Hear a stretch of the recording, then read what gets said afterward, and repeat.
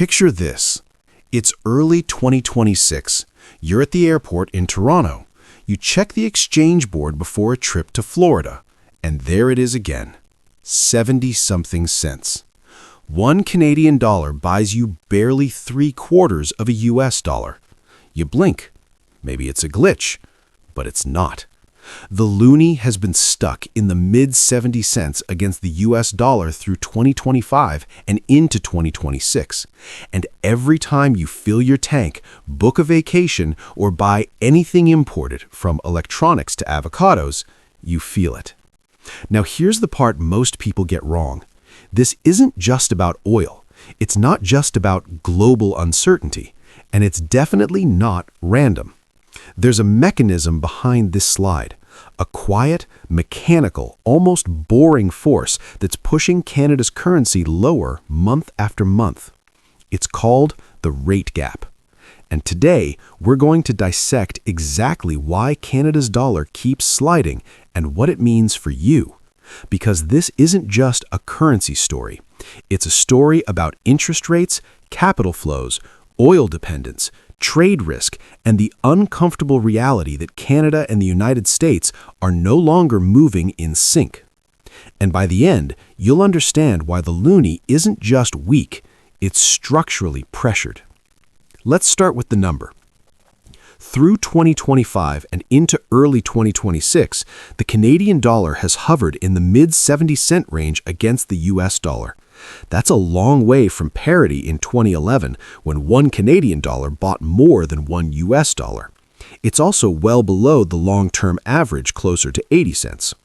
Now, currencies don't just fall because of vibes. They move for reasons. And the biggest reason right now is this. The United States is paying investors more to hold dollars than Canada is paying them to hold loonies. That difference, the rate differential, is the rate gap. Think of global money like a river. Capital flows towards higher returns. If the U.S. Federal Reserve keeps interest rates higher for longer while the Bank of Canada eases or signals cuts, money doesn't ask politely, it leaves. And when money leaves, demand for the currency falls. And when demand falls, so does the price. Simple, mechanical, relentless. But that's just nail number one. Because if you think it's only about rates, oh, sweet summer child, there's more. Let's start with the rate gap itself. Over 2024 and 2025, the U.S. Federal Reserve kept policy rates elevated to fight inflation that had proven sticky. Meanwhile, the Bank of Canada signaled more caution about growth and household debt. At several points, the gap between U.S. and Canadian benchmark rates widened. Even a difference of 0.5 to 1% in policy rates matters enormously in currency markets. Here's why. Imagine you're a global pension fund in Europe or Asia. You can buy short-term U.S. treasuries yielding, say, 5%, or Canadian government bonds yielding less. Same stability profile, same credit quality, but one pays more. Where do you go? Exactly, the U.S. dollar. This is called carry trade dynamics. Investors borrow in lower-yielding currencies and park money in higher ones. The wider the gap, the stronger the pull. And when that pull favors the U.S., the Canadian dollar weakens. But here's the twist. The rate gap didn't widen because Canada was reckless. It widened because the two economies are diverging. The U.S. economy in 2025 remains surprisingly resilient. Strong consumer spending, stronger productivity growth, massive fiscal stimulus from infrastructure and industrial policy. Meanwhile, Canada faced slower GDP growth, high household debt, and a housing market that couldn't handle high rates for long. So the Bank of Canada had less room to stay hawkish. Now ask yourself this. If one economy is sprinting and the other is jogging carefully on a treadmill, which currency looks stronger? Exactly. But if you think rates alone explain the slide, here's nail number 2, oil. Canada is still a commodity currency. Roughly 20% of Canada's exports are energy products. Crude oil is the crown jewel. When oil prices rise, foreign buyers need Canadian dollars to pay for Canadian energy. That boosts demand for the currency. But oil hasn't been a steady tailwind. Volatility has been the story. Prices swung sharply through 2024 and 2025 due to global demand concerns, geopolitical risk, OPEC production decisions, and shifting expectations around electric vehicles and energy transition. Instead of a clean upward trend, we got a roller coaster. And markets hate uncertainty more than they hate bad news. If oil can't provide a stable upward anchor, the loonie floats more freely. Think of Canada's currency like a boat tied to two docks, U.S. rates and oil. When both are strong, the boat sits steady. But when oil swings wildly and U.S. rates stay higher, the rope pulls south. Now here's the uncomfortable part. Canada's oil sector doesn't command the same investor enthusiasm it did in the 2000s. ESG pressures, pipeline constraints, regulatory complexity, fair or unfair, have made global capital more cautious about Canadian energy expansion. So even when oil spikes, the currency response isn't as explosive as it used to be.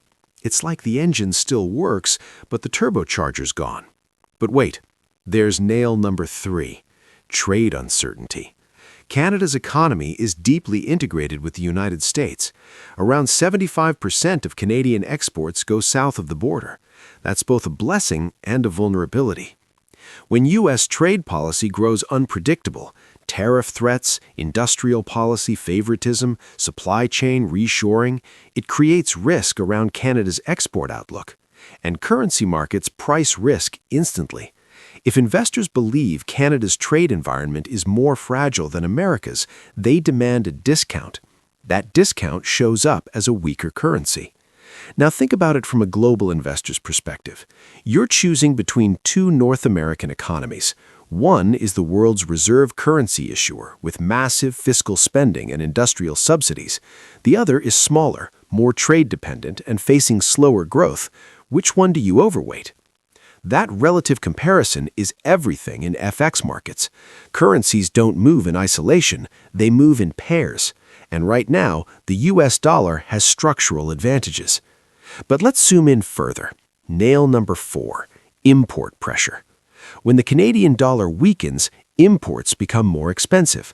That includes machinery, electronics, vehicles, pharmaceuticals, and food products priced in US dollars. Higher import prices feed into inflation. And here's the dilemma.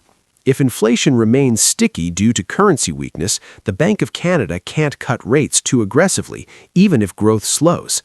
But if it doesn't cut while households struggle under high mortgage debt, growth weakens further. It's a policy vice. Imagine you're steering a car downhill with a fragile engine and bald tires. Press the brakes too hard, the engine stalls. Ease up too much, you lose control.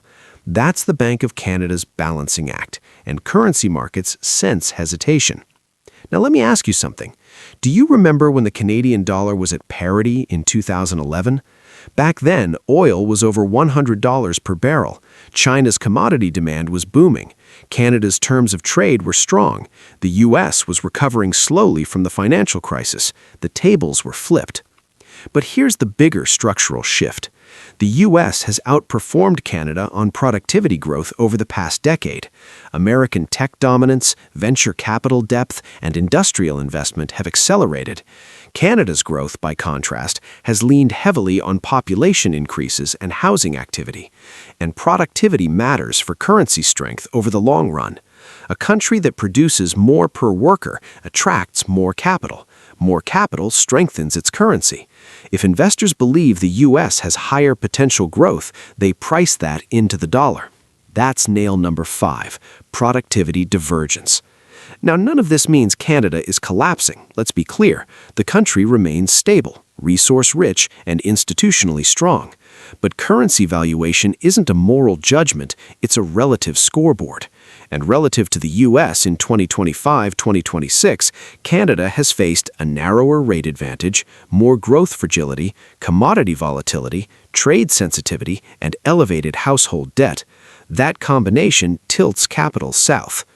Now here's where most commentators oversimplify. They say the dollar is weak because Canada is weak. That's lazy. The US dollar has also been historically strong against many currencies, not just the Canadian dollar. The greenback benefits from reserve status, global demand for treasuries, and safe haven flows during geopolitical stress. When the world gets nervous, it buys dollars. Not loonies, not euros, dollars. So part of the slide isn't Canada failing, it's America being dominant. But dominance has consequences. If the U.S. keeps rates higher for longer, the rate gap persists, and as long as that gap exists, the gravitational pull continues. Now let's talk about the human side. A weaker currency makes vacations more expensive. It makes imported goods pricier. It reduces purchasing power abroad, but it also helps exporters. A weaker Canadian dollar makes Canadian goods cheaper in U.S. terms. That can boost manufacturing and tourism. So it's not purely negative. The question is scale. Is the boost to exports large enough to offset the pain to consumers? That depends on how diversified the economy is. And this is where we reach the core reveal. The real reason Canada's dollar keeps sliding isn't one dramatic policy mistake, it's structural divergence. The U.S. economy has run hotter, its central bank has held rates higher, its capital markets are deeper, its productivity growth has been stronger. Canada, facing high household leverage and housing sensitivity, has had to tread more carefully. The rate gap is the visible symptom. The underlying cause is economic asymmetry. And here's the warning. If the U.S. cuts rates aggressively before Canada does, the gap could narrow, offering relief to the loonie. But if U.S. growth remains resilient and inflation sticky while Canada slows further, the pressure continues. Currency markets don't care about national pride. They care about yield, growth, and risk. So next time you see the exchange rate board showing mid-70 cents, don't just sigh. Ask, what's the rate gap today? What's oil doing? How wide is the growth divergence? Because that's the real story. Not headlines, not politics, mechanics. And here's the final thought. Currencies move in cycles. The loonie has been strong before. It can be strong again. But strength requires alignment, competitive rates, solid productivity, stable commodities, and confident capital flows. Until then, the slide isn't mysterious. It's mathematical. And if you want to understand where it goes next, you don't just watch Canada, you watch Washington. Because when your biggest trading partner sneezes, your currency catches a cold. And right now, the thermometer reads 70-something.